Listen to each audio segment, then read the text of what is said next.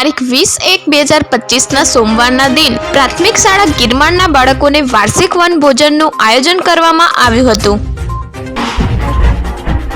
જેમાં મુખ્ય શિક્ષક દિનેશભાઈ મંગુભાઈ પટેલ, ઉપશિક્ષક ધનસુખભાઈ ગાવિત, શિક્ષિકા મીનાબેન ધનસુખભાઈ ગાવિત, શિક્ષિકા એલિસાબેન તેમજ શિક્ષક હેમંતભાઈ તેમજ સિંગાણા કેન્દ્રના કેસી સાહેબ રમેશભાઈ ગામિત પણ હાજરી આપી હતી। કાર્યક્રમને સફળ કરવા માટે તાલુકા પંચાયતના સભ્ય સુબાનભાઈ સોમાભાઈ ચોયા, માજી ઉપસરપંચ શ્રી આશીષભાઈ ગંસુભાઈ ખાંડવી તેમજ ગામના આગેવાનો ધર્મુભાઈ સોમાભાઈ મોકાસી, સોમાભાઈ માહરિયાભાઈ ઠાકરે, નિલેશભાઈ ગંસુભાઈ મોકાસી તેમજ મોટી સંખ્યામાં વાલીઓ હાજરી રહી।